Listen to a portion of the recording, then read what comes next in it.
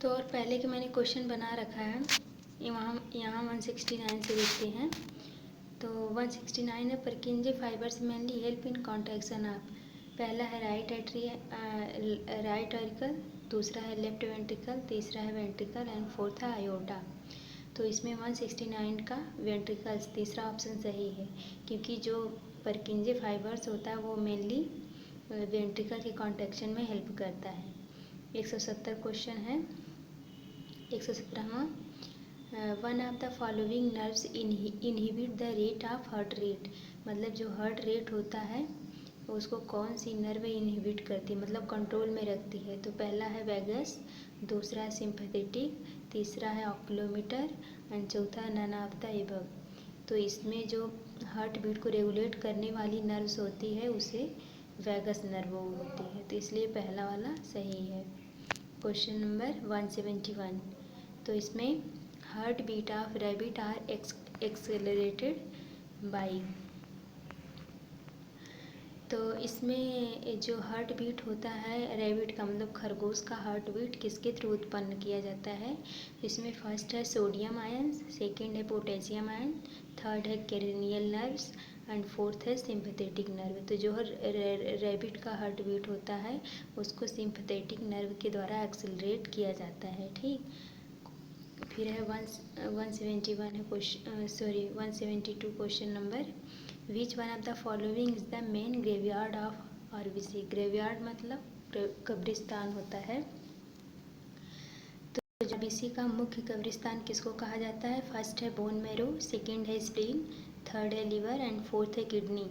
तो सेकंड जो option number है स्प्लीन, यही सही है, क्योंकि आरबीसी का ग्रेवयार्ड मतलब आरबीसी का कब्रिस्तान स्प्लीन को कहा जाता है।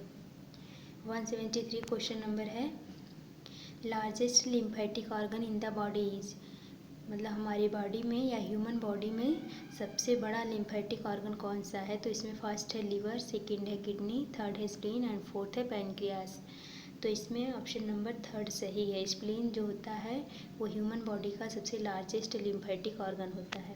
ओके, 174 है, brachial artery supply blood to. First है नेक, सेकंड है फोर लिम्स, थर्ड है चेस्ट एंड फोर्थ है एब्डोमेन।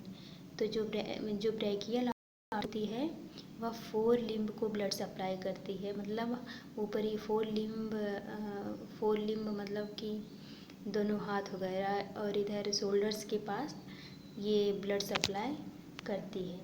ओके, फिर क्वेश्चन नंबर 175 देखते हैं, a portal system is that in which. मतलब जो पोर्टल सिस्टम होता है वो क्या होता है। तो फर्स्ट है ये vein begins from an organ and ends in heart. Second है an artery breakups in an organ and restart by the union of its capillaries.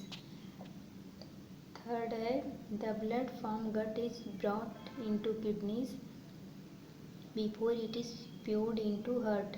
Fourth है ये vein breakup in organ into capillaries and restart by their union as a new vein in the body. तो इसमें जो 175 का मतलब एक portal system जो होता है वो उसमें सेकेंड नंबर सही है। एन आर्टरी ब्रेकअप से up in an organ and restart by the union of its capillaries.